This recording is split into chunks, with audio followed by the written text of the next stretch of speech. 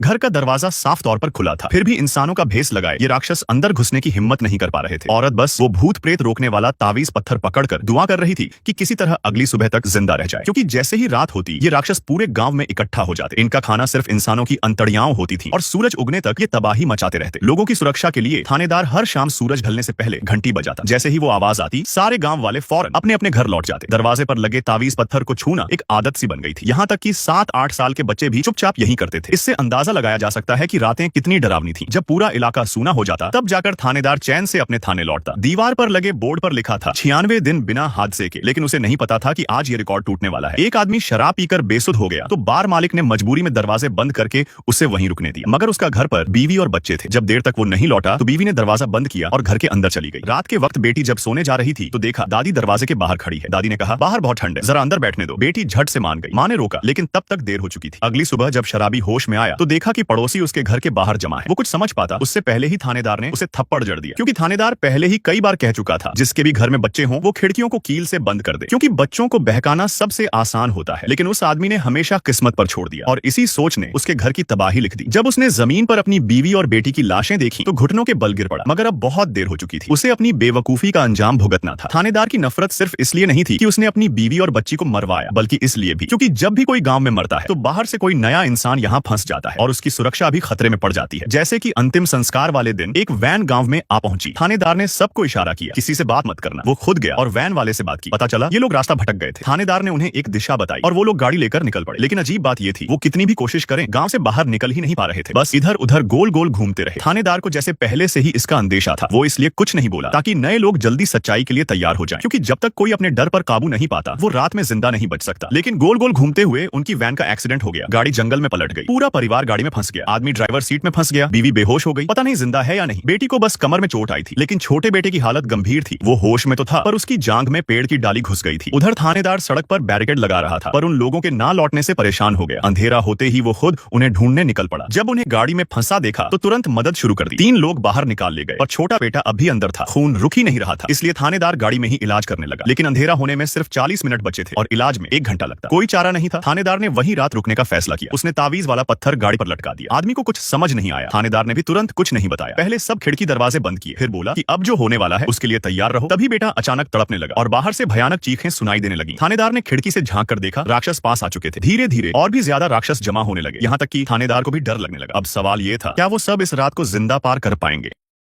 गाड़ी कब की खराब हो चुकी थी, लेकिन थानेदार बाहर निकलने की हिम्मत नहीं कर पाया, क्योंकि बाहर सब तरफ इंसानों के भेष में छिपे राक्षस थे। वो सिर्फ तावीज के भरोसे प्रार्थना कर रहा था कि सुबह तक जिंदा बच जाए। तभी गाड़ी के बाहर से अचानक चीखने की आवाज आई। ये राक्षसों की एक चाल थी इंसानों को फंसाने की। थानेदार झांसे में नहीं आया, मगर पहली बार इस गांव में आए जिम को लगा शायद मदद पहुंची है और वो दरवाजा खोलने के लिए आगे बढ़ा। ऑफिसर ने उसे रोक लिया और समझाया कि बाहर इंसान नहीं, मांस खाने वाले राक्षस हैं। अगर जिम चाहता है कि उसका बेटा सुरक्षित रहे तो उसे सुबह तक गाड़ी में ही रुकना होगा। जिम ने ये सुना और शांत हो गया। उसे नहीं पता था कि रेस्क्यू टीम के साथ गई उसकी पत्नी और बेटी मुसीबत में पड़ चुकी है, क्योंकि रेस्क्यू वैन रास्ते में खराब हो गई। सभी को पैदल ही सेफ हाउस की तरफ बढ़ना पड़ा, मगर अब रात हो चुकी थी और राक्षस चारों ओर थे। जब वो सेफ हाउस पहुंचे अंदर के लोगों ने उन्हें देखकर अलार्म बजा दिया। दरवाजा नहीं खोला गया, क्योंकि रात में कोई नहीं जानता कि बाहर से आने वाला इंसान है या राक्षस। उधर असली राक्षस चुपचाप सामने आ चुका था। एक लड़का अचानक जूली को नाम लेकर पुकारने लगा। जूली तुरंत सम्मोहित हो गई, लेकिन तभी डिप्टी ने गोली चला दी, पर राक्षस पर कोई असर नहीं हुआ। जैसे ही सबकी जान खतरे में आई, महिला नेता ने दरवाजा खोलने का आदेश दिया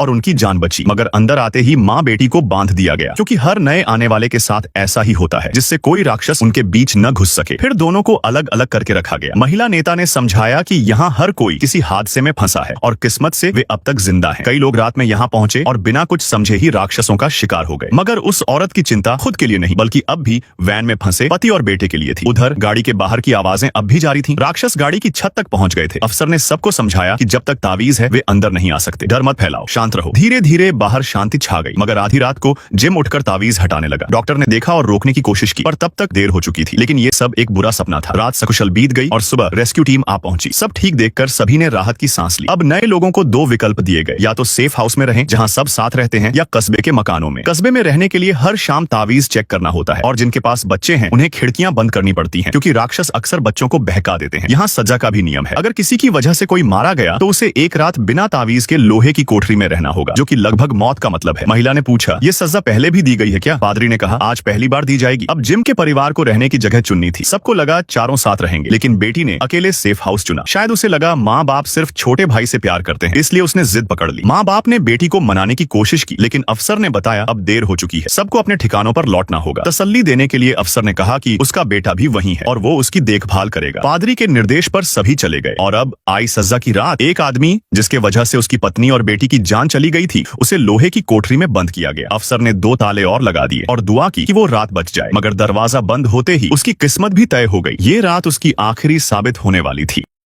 गांव में एक नियम है, अगर किसी की वजह से कोई मारा जाता है तो उसे एक रात के लिए एक लोहे के पिंजरे में बंद कर दिया जाता है। इंस्पेक्टर ने ऊपर से 2 ताले और लगा दिए और प्रार्थना की कि वो आदमी सुबह तक जिंदा रहे, क्योंकि रात होते ही वो इंसानी रूप में छिपे राक्षस इकट्ठा हो जाते हैं। वो इंसानों के अंग खाते हैं और सूरज निकलने पर गायब हो जाते हैं। सिर्फ वो लोग जिनके घरों में तंत्र मंत्र वाले पत्थर होते हैं वही सुरक्षित रह पाते हैं। उस आदमी के पास ऐसा कोई पत्थर नहीं था। वो बस पिंजरे में एक कोने में खड़ा रहा। जब वह पिंजरे से बाहर की तरफ देखा तो राक्षस पास आ चुके थे। अब उसे पता चल गया कि उसकी मौत बहुत करीब आ गया है। वह बैठ जाता है और अपना आंख बंद कर लेता है। फिर राक्षस ने पिंजरे को तोड़ देता है और उसे खा लेता है। अगली सुबह जब इंस्पेक्टर आया तो चारों ओर तबाही थी। आदमी को राक्षसों ने टुकड़े टुकड़े कर दिया था। इंस्पेक्टर दुखी नहीं हुआ, क्योंकि उसे ऐसे नजारे देखने की आदत हो गई थी। लेकिन इसके बाद अजीब घटनाएं लगातार होने लगी। इस बार एक रेस्टोरेंट में जिम का परिवार अभी अभी गांव में आया था। इंस्पेक्टर उन्हें रात के नियम समझा रहा था कि अचानक एक वेटर का हाथ फूलने लगा। फिर उसके हाथ पर लड़के को मार दो लिखा दिखा। औरत कुछ समझ पाती उससे पहले ही वो गिर पड़ा और बेहोश हो गया। फिर एक आदमी जमीन में गड्ढा खोदता दिखा, जैसे किसी लाश को दफनाने की तैयारी हो रही हो। तुम कर क्या रहे हो? लोग डर रहे हैं। मैं बस इस बार पहले से तैयारी कर रहा हूँ। विक्टर की बात सुनकर इंस्पेक्टर चौंक गया। क्या फिर से कई लोगों की जान जाने वाली है? कुछ देर बाद विक्टर को ईथन नाम का एक लड़का मिला। दोनों पहले कभी नहीं मिले थे, फिर भी एक अजीब सा जुड़ाव था। दोनों एक सफेद कपड़ों में छोटे लड़के को देख सकते थे, जिसने पहले विक्टर की कई बार जान बचाई थी, फिर अचानक गायब हो गया था। जंगल में विक्टर को फिर वही बच्चा दिखा, पर तुरंत गायब हो गया। विक्टर को लगा वो किसी पेड़ के अंदर छिपा है। उसने एक पत्थर उठाया, उस पर स्माइली बनाई और ईथन के सामने पेड़ के अंदर फेंक दी। लेकिन अगली ही पल वह पत्थर